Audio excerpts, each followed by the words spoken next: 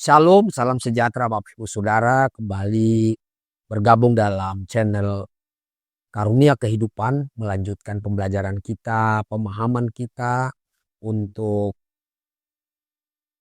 seri yang ketujuh dari bagian kita pembelajaran soteriologi atau ilmu tentang keselamatan, yaitu pada hari ini kita membahas tentang penebusan. Apa yang ditebus? Dosa atau manusia? Atau dengan kata lain, siapa yang ditebus? Dosa atau manusia?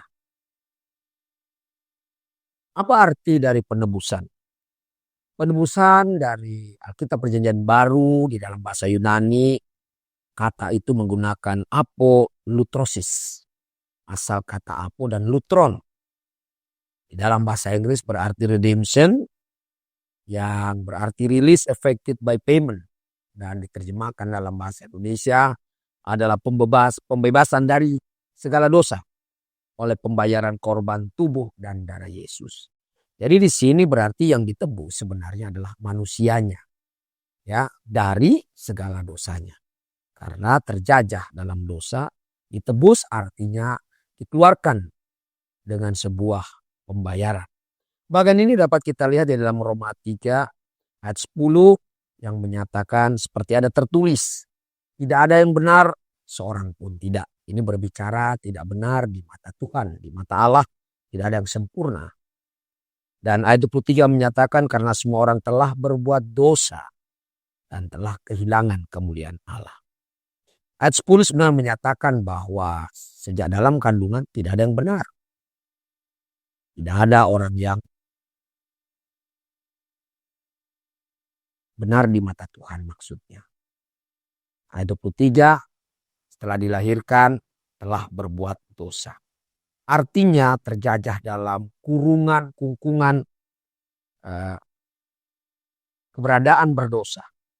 Karena manusia tidak mampu untuk menebus dirinya sendiri dan tidak cukup untuk menebus dengan sebuah pembayaran oleh dirinya sendiri, dari dirinya sendiri, dan apa yang ada pada dirinya sendiri. Allah yang penuh kasih dan sangat mengasihi manusia, ciptaan yang termulia, dalam ayat 24 Roma pasal 3 meneruskan ayat 23 tadi, menyatakan dan oleh kasih karunia telah dibenarkan dengan cuma-cuma karena penebusan dalam Kristus Yesus. Kita dalam mempelajari mengenai pembenaran, artinya tidak benar dijadikan benar. Sama dengan ini, bahwa perbuatan Tuhan untuk penebusan bagi orang yang percaya dalam Kristus Yesus sama juga dengan membenarkannya dari segala dosa dan kesalahannya. Dan ini oleh kasih karunia, artinya bukan oleh manusia, tetapi oleh Allah, dari Allah. Nah, manusia menerimanya dengan iman tanpa pembayaran apapun, karena Tuhan Yesus yang membayar dengan darahnya dan tubuhnya dan pengorbanannya, sehingga hadiah itu diberikan dengan cuma-cuma. Dan ini selaras dengan Roma 3 ayat 10 yang menyatakan tidak ada yang benar seorang pun tidak. Artinya tak seorang pun dapat membebaskan dirinya untuk menebus dirinya sendiri. Tidak cukup apa yang dimiliki oleh manusia. Oleh karena itu Allah yang berinisiatif dengan kasih karunia-Nya yang tak terhingga itu memberikan anaknya yang tunggal, Tuhan Yesus Kristus, untuk menjadi pembenaran dan pembayaran penebusan bagi orang yang percaya. Lalu mungkin banyak orang mempertanyakan, kenapa harus Yesus? Ayat 25 dari Roma pasal 3 meneruskan bagian itu, Kristus Yesus telah ditentukan oleh Allah. Jadi ini Allah yang menentukan. Allah Bapa menentukan. Penentuan Allah ini apakah ditolak atau diterima oleh siapapun tidak jadi persoalan. Karena ini adalah rencananya, kehendaknya, dan juga merupakan aksi Tuhan yang sangat masuk di akal bahwa manusia tidak mampu, maka Tuhan melaksanakan bagian ini. Dan oleh karena kasih karunia telah dibenarkan dengan cuma-cuma. tidak benar menjadi benar di mata Tuhan. Karena penebusan dalam Kristus Yesus. Jadi penebusan dalam Kristus Yesus ini menebus orangnya. Dari mana ditebusnya? Dari keberadaan berdosanya. Dari perbuatan-perbuatan dosanya. Kenapa harus Kristus? Karena telah ditentukan oleh Allah jalannya demikian. Karena itu beliau berkorban. Dan untuk ini terjadi pendamaian. Sebelumnya manusia berdosa, tidak benar di mata Allah adalah musuh Allah. Roma pasal 5:8 menyatakan itu. Bahwa kita ini dulunya adalah musuh-musuh Allah. Tetapi dengan iman dalam ayat 25 atau melalui iman atau karena iman manusia itu percaya bahwa Yesus Kristus yang telah ditentukan Allah sebagai jalan pendamaian, jalan pembenaran dan penebusan bagi yang percaya dari segala dosa, maka hal ini dibuatnya untuk menunjukkan keadilannya. Karena ia telah membiarkan dosa-dosa yang telah terjadi dulu pada masa kesabarannya. Rupanya Tuhan membiarkan lalu kemudian menyelesaikannya. Karena manusia telah banyak mencoba bagian ini untuk membenarkan diri sendiri, berusaha membayar penebusan bagi dirinya. Tapi tidak akan pernah cukup karena tidak ada harga diri manusia yang bisa membayar keberdosaannya dan perbuatan-perbuatan dosanya. Ini adalah cara Allah melalui Yesus Kristus. Kalau merujuk pada apa yang dikatakan oleh Allah dalam firman Tuhan. Ketika para rasul mengetahui dengan kesaksian mereka akan pengorbanan Yesus. Bahkan sesudahnya pun. Kisah para rasul pasal 13 ayat 39. Rasul Paulus menyatakan. Dan di dalam dialah setiap orang yang percaya memperoleh pembebasan dari segala dosa yang tidak dapat kamu peroleh dari hukum Musa. Kita tidak boleh salah paham. Hukum Taurat atau hukum Musa ini baik. Tapi bukan sebagai alat syarat selamat. Kenapa? Karena peraturan Taurat adalah siapa yang tekun dan yang sempurna dia akan dibenarkan. Sedangkan kita semua mengakui dan tahu secara realita, secara fakta. Tidak seorang pun, bahkan orang Yahudi sekalipun yang mendambakan, mempertahankan dan menggunakan Taurat sebagai alat selamat dari segala dosa, penebusan dari segala dosa, mereka tidak mampu. Karena itu di dalam Yesuslah setiap orang yang percaya. Ini sama dengan Roma 3 ayat 25 tadi. Setiap orang yang beriman memperoleh pembebasan. Sama dengan kalimat ini memperoleh penebusan dirinya dari segala dosa yang tidak dapat diperoleh dari hukum Musa. Karena memang hukum Musa itu baik, tapi untuk aturan-aturan kehidupan, bukan persyaratan keselamatan kekal. Rasul Paulus dari penjara menulis surat kepada jemaat di Efesus. Walaupun mereka sudah beriman, mereka sudah percaya, sudah diselamatkan oleh kasih karunia Allah melalui iman kepada mereka. Tapi ditulis kembali oleh Rasul Paulus dalam Efesus 1 ayat 7 dalam doktrin keselamatan ini. Sebab di dalam dia, dalam Kristus Yesus maksudnya, dan oleh darahnya. Ini menunjukkan ada pengorbanan, ada pembayaran. Kita beroleh penebusan. Kita siapa? Rasul Paulus dan jemaat di Efesus. Yaitu pengampunan dari segala dosa. Menurut kekayaan kasih karunia-Nya. Semua ayat-ayat yang tersusun ini menunjukkan kepada kita 3 hal penting. Allah berinisiatif. Melimpahkan kasih karunia-Nya. Kristus berkorban. Dan kita tinggal mengimani atau mempercayai. Semua ini adalah cara Allah yang mempermudah demi penebusan orang percaya dari segala dosa. Karena tanpa penebusan yang ada adalah penghakiman dan penghukuman. Tapi dengan adanya penebusan dari segala dosa, Artinya ada pembenaran, pembebasan dari segala dosa, dan ada penyelamatan yang kekal.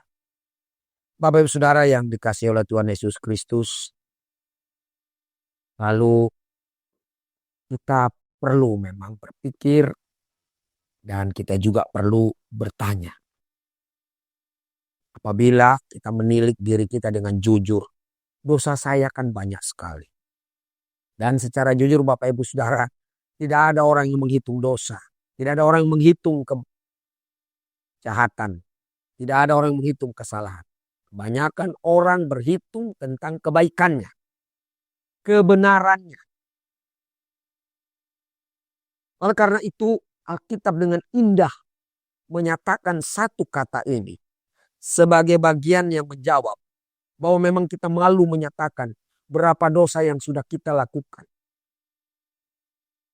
Berapa kesalahan yang sudah kita lakukan. Berapa kehilafan yang telah kita lakukan. Allah menggunakan dalam firman-Nya kepada kita dengan satu kata yang luar biasa. Petrus pernah banyak berbuat salah kepada Tuhannya. Telah diperingati tapi dia melawan. Tapi dalam 1 Petrus pasal 3:18 kita akan mengetahui 3 hal. Siapa sumber penebusan bagi manusia yang beriman? Bahwa ia telah ditebus dari segala dosa.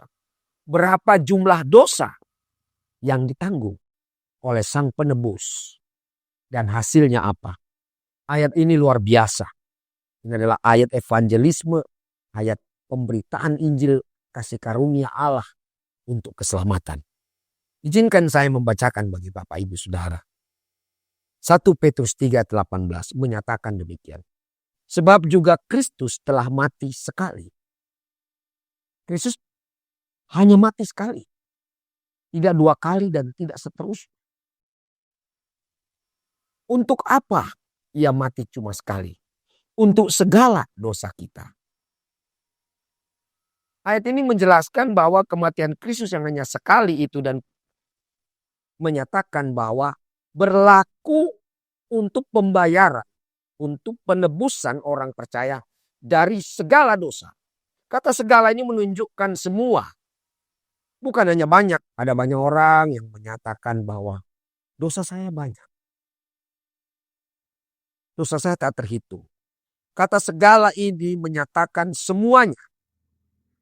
Dan ini sesuai dengan Yohanes 19 ayat 30. Dalam kalimat yang ke-6 dari kayu salib. Sang penebus Yesus Kristus itu menyatakan sudah genap, sudah selesai. Sudah sempurna. Sudah tuntas. Sudah lunas. Itulah pengertian dari tetelestai. Dalam bahasa Yunani. Satu kata jadian yang menyatakan telah sempurna. Telah selesai. Telah lunas. Sebab juga Kristus telah mati sekali untuk segala dosa kita. Jelas sumbernya adalah kematian Kristus. Sebagai kasih karunia Allah kepada manusia yang mau percaya. Dan jumlah dosa dari orang yang percaya ini adalah ditanggung dan dibayarkan, yaitu segala. Artinya lunas, dibayar. Ia yang benar untuk orang-orang yang tidak benar. Ini adalah merupakan sebuah tindakan penggantian. Posisi orang berdosa adalah tidak benar. Digantikan oleh Yesus Kristus.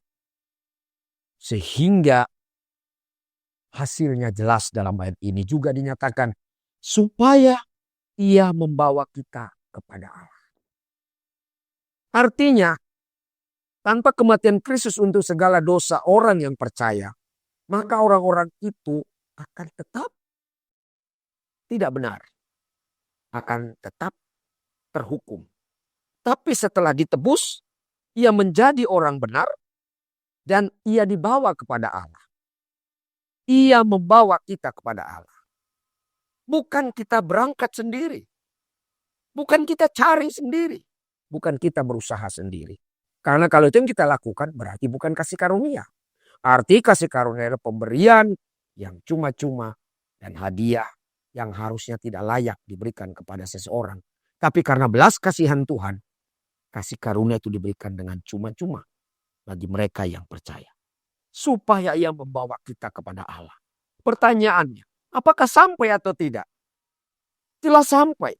Karena Kristus sendiri pernah berkata, satu-satunya yang pernah turun dari sorga untuk menyelamatkan umat manusia adalah dirinya. Nabi cuma memberitakan apa yang Tuhan nyatakan lewat nubuatan. Para rasul hanya menyampaikan apa yang Tuhan kehendaki kepada manusia. Kristus bukan hanya datang menyampaikan firman Allah Bapanya untuk manusia. Firman Sang Pencipta untuk manusia yang membutuhkan keselamatan. Tetapi juga mau datang menggantikan posisi semua orang yang tidak benar.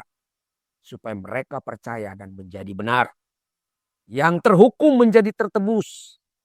Yang menghadapi penghukuman karena penghakiman kekal menjadi penyelamatan kekal. Supaya ia membawa kita kepada Allah. Dan yakinlah saudara. Dengan tepat saya katakan berimanlah. Percayalah. Ia yang dari sorga itu membawa kita kepada Allah di dalam sorga. Dan itu pasti sampai. Itu sebabnya dalam Roma pasal 5 ayat 9. Lebih-lebih kita yang telah dibenarkan oleh darahnya.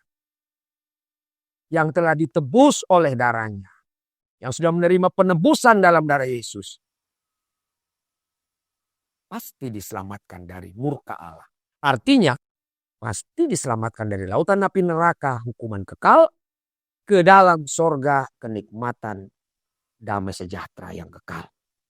Supaya ini adalah tujuan.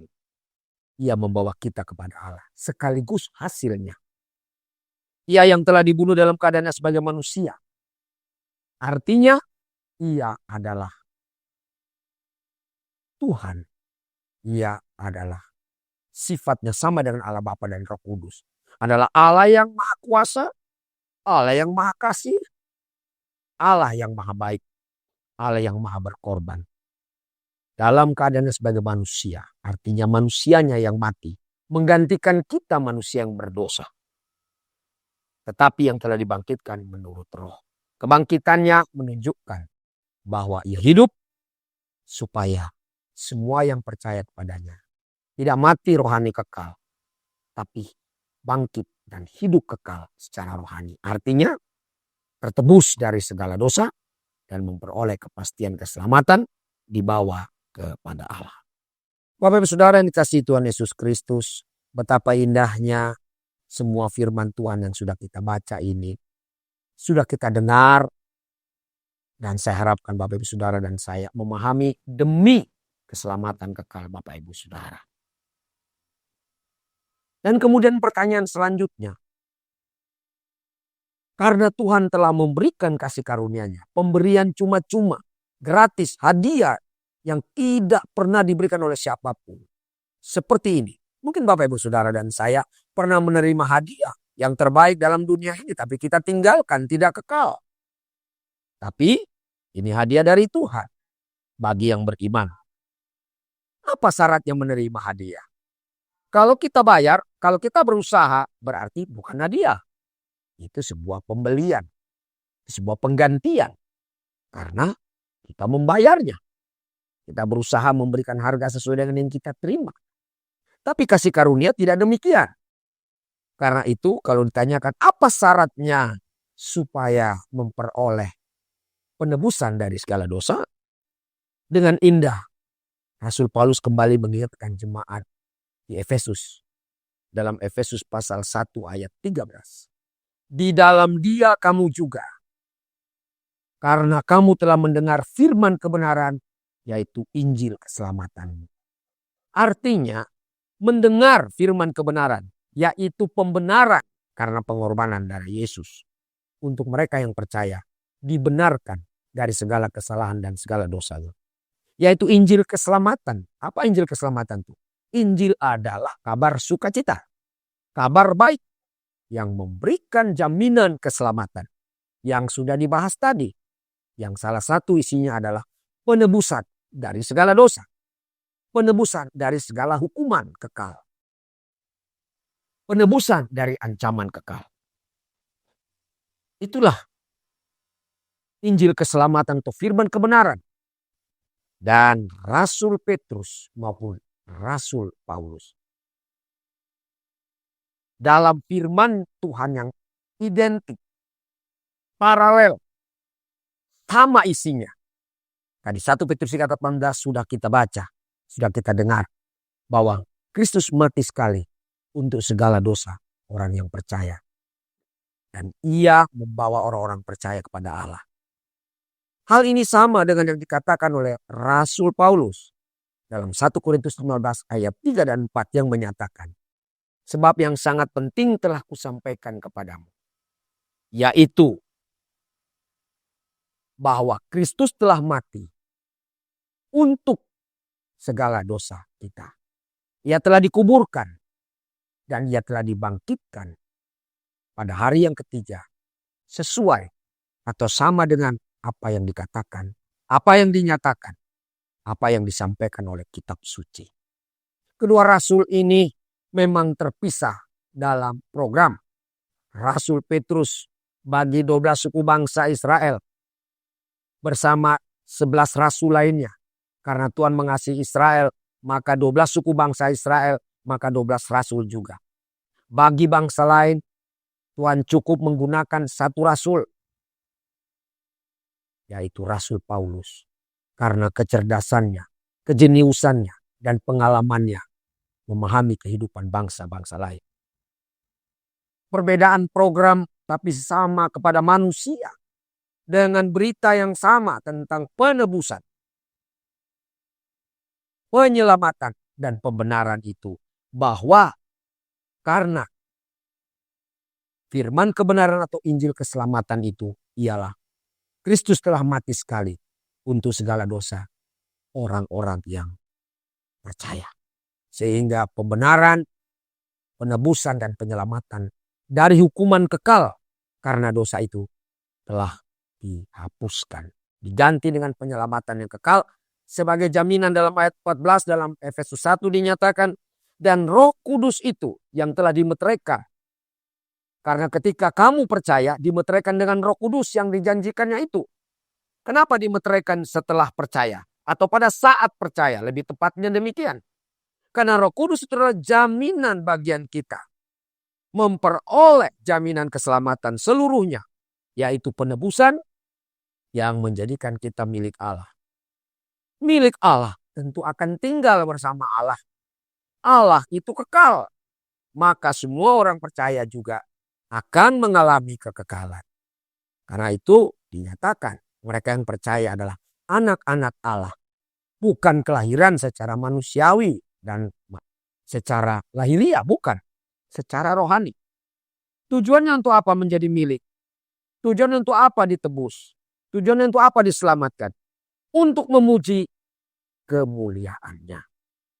Bapak Ibu Saudara dikasih Tuhan Yesus Kristus, jika kita mundur ke firman Tuhan yang jauh. Dalam Kejadian pasal 1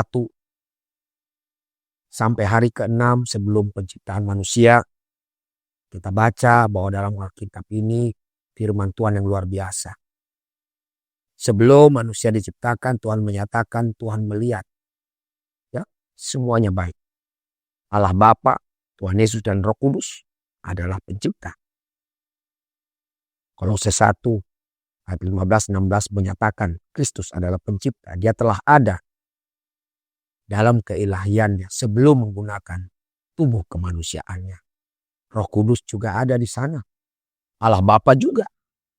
Dan ketika manusia diciptakan, Tuhan menambah satu kata yang luar biasa.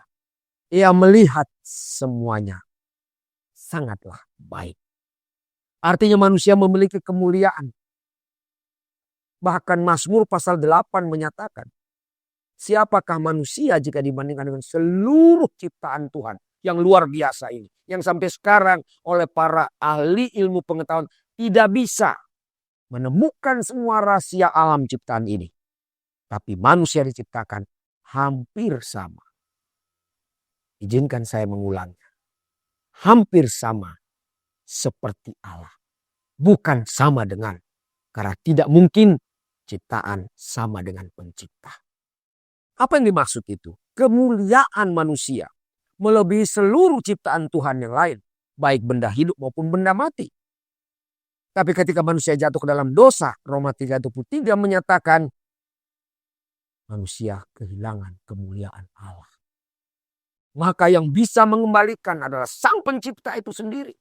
Allah Bapa menghendaki dan merencanakan, Anak Allah Yesus Kristus melaksanakan, dan Allah Roh Kudus memeteraikan bagi yang percaya. Semuanya ini untuk kembali merenggut, dan memeluk kembali umat manusia yang berdosa ini. Ketika mereka beriman, dimeteraikan dengan Roh Kudus, menjadi milik Roh Kudus, menjadi milik Allah, menjadi milik Kristus dalam kekekalan untuk memuji kemuliaannya. Kenapa? Karena kehinaan, kebinasaan, dan kenajisan itu telah dihapuskan oleh darah Yesus. Sebabnya Efesus 1 ayat 7 menyatakan, oleh darahnya terjadi penebusan, yaitu pengampunan dari segala dosa, untuk memuji kemuliaannya. Kita mengerti di sini sekarang dari rangkaian-rangkaian yang saya sampaikan kepada sahabat-sahabat karunia kehidupan yang sedang mengikuti bagian ini, maka kita tiba pada kesimpulan. Apa kesimpulan dari bagian ketujuh dalam seri soteriologi ini? Mari kita membuka, Tuhan merangkumnya dalam surat kepada jemaat di Korintus pasal 6 ayat 20. Surat kepada jemaat di Korintus yang pertama, maksud saya pasal 6 ayat 20, atau lebih tepatnya biasanya yang sudah maklum atau sudah paham, pertama Korintus pasal 6 ayat 20, demikian firman Tuhan. Sebab kamu telah dibeli. Saudaraku tolong perhatikan, telah ini berarti sudah. Dan ini kalimat yang menyatakan telah. Baik dalam bahasa asli maupun bahasa Inggris dan bahasa Indonesia. Telah artinya sudah rampung. Kamu telah dibeli. Dibeli dari mana?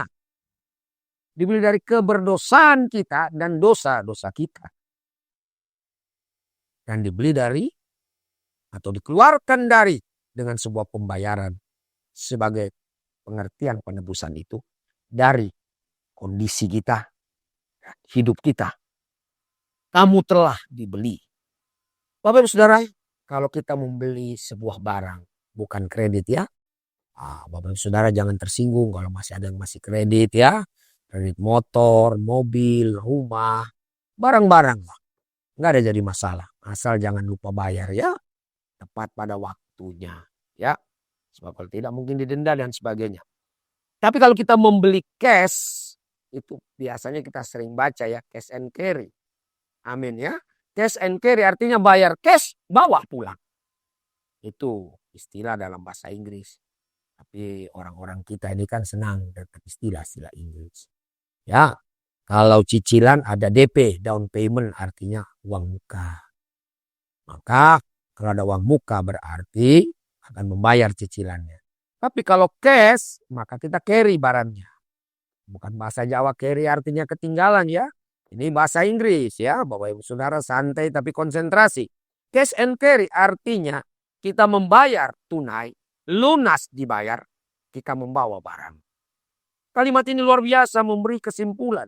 Kita telah dibeli dan harganya telah lunas dibayar. Ini artinya penebusan kita tuntas. Kalau Bapak Ibu Saudara pernah menaruh barang di Pegadaian dengan moto mereka menyelesaikan masalah tanpa masalah. Tapi barang itu harus kita tebus untuk kembali kepada kita. Kalau belum lunas, bisa kita memperpanjang di Pegadaian untuk pinjaman. Tapi kalau kita membayar lunas barang itu, maka kita berhak membawa pulang milik kita itu. Kamu telah dibeli dan harganya telah lunas dibayar. Ini merujuk kepada Efesus 1 ayat 14. Di mana memperkuat ayat 13 Efesus 1 bahwa ketika mendengarkan firman kebenaran Injil keselamatan itu Yesus Kristus mati sekali untuk menebus orang percaya dari segala dosa, dimeteraikan Roh Kudus dan menjadi milik Allah untuk memuliakan Allah. Ayat ini merangkum dengan indah. Sebab kamu telah dibeli dan harganya telah lunas dibayar. Mungkin ada yang berkata, kalau begitu saya bebas berbuat dosa setelah ditebus. Ini adalah pikiran orang-orang yang dua modelnya. Yang pertama belum paham, belum mengerti atau belum mengetahui. Yang kedua, orang yang tidak mau percaya penebusan dirinya, hidupnya, dan nasibnya dari ancaman akibat dosa. Ayat ini dengan indah menyatakan, karena itu. Karena apa? Karena ayat bagian A tadi dari 1 Korintus 6 ayat 20. Bagian A-nya menyatakan, sebab kamu telah dibeli dan harganya telah lunas dibayar. Artinya kamu telah dibenarkan, kamu telah ditebus dari segala dosa.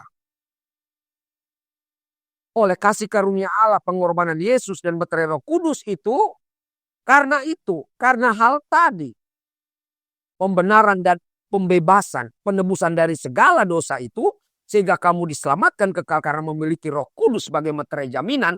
Karena hal itu. Dengan indah kalimat ini menyatakan, muliakanlah Allah dengan tubuh. Mungkin ada yang berpikir bahwa cuma roh kita,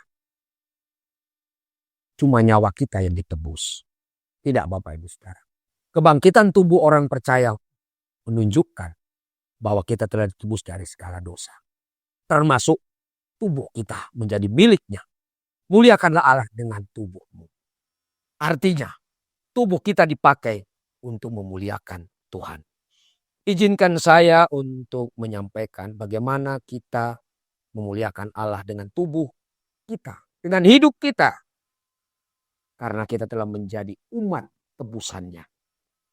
Yaitu cara hidup kita yang baru. Dalam pertama Petrus 1 ayat 18-19 dinyatakan, sebab kamu tahu bahwa kamu telah ditebus dari cara hidupmu yang sia-sia. Yang kamu warisi dari nenek moyangmu itu bukan dengan barang yang fana. Bukan pula dengan perak atau emas. Melainkan dengan darah yang mahal, yaitu darah Kristus yang sama seperti darah anak domba. Yang tak bernoda dan tak bercacat. Ini berarti cara hidup kita juga sudah ditebus. Bukan kita dari dosa saja ditebus. Untuk keselamatan kekal. Tapi hidup kita juga telah ditebus. Dari kehidupan yang cacat, kehidupan yang berbuat dosa, kehidupan yang jahat, kehidupan yang tidak benar untuk hidup menjadi benar. Dan Tuhan menyatakan kembali Petrus menyatakan dalam 1 Petrus 2 ayat 16, hiduplah sebagai orang merdeka dan bukan seperti mereka yang menyalahgunakan kemerdekaan itu untuk menyelubungi kejahatan-kejahatan mereka, tetapi hiduplah sebagai hamba Allah. Kalau dulu hamba dosa, kalau dulu hamba setan, lalu kita ditebus dari segala dosa dan kejahatan kita, maka kita sekarang telah menjadi hamba Allah. Artinya menghambakan diri pada Allah, menghambakan diri pada kebenaran, menghambakan diri pada Tuhan. Bapak Ibu Saudara, kiranya ini menjadi bagian penting buat kita demi masa depan kita yang kekal. Saya berdoa dan mengharapkan kita semua menghargai diri kita sendiri. Karena Tuhan Allah, yaitu Allah Bapa, Tuhan Yesus dan Roh Kudus, sudah melakukan segalanya untuk menebus kita dari segala dosa. Sehingga kita selamat kekal. Maka hidup kita yang saat ini kita persembahkan untuk Tuhan. Kita isi kemerdekaan hidup kita ini yang sementara di dunia dengan perbuatan-perbuatan yang tidak sama seperti yang lalu. Sebagai hamba Allah, artinya mau dituntun, mau diatur, dan mau taat kepada Allah. Karena kita adalah anak-anaknya, Dia adalah Bapa kita secara rohani yang kekal, dan kita adalah hamba-hambanya. Dan Allah Tritunggal kita adalah Tuhan kita yang kekal. Dan yang terakhir, Efesus 5 ayat 16 juga mengingatkan kita untuk menebus waktu kita. Pergunakanlah waktu yang ada karena hari-hari ini jahat. Sebenarnya terjemahan yang benar adalah tebuslah waktu. Artinya dulu banyak waktu kita berbuat kejahatan, kehilapan dan kesalahan.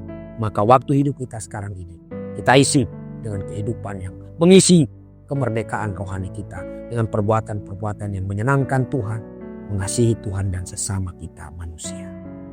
Kiranya demikian menjadi bagian Bapak Ibu Saudara yang sangat mengikuti karunia kehidupan dengan semua seri yang ada. Dan pada saat ini seri keselamatan dengan bagian yang ke-7, yaitu penebusan. Selamat menikmati penebusan yang telah menjadi milik saudara. Berimanlah karena demi kekekalan kita. Untuk kemuliaan namanya dan keamanan hidup kita sampai kekal.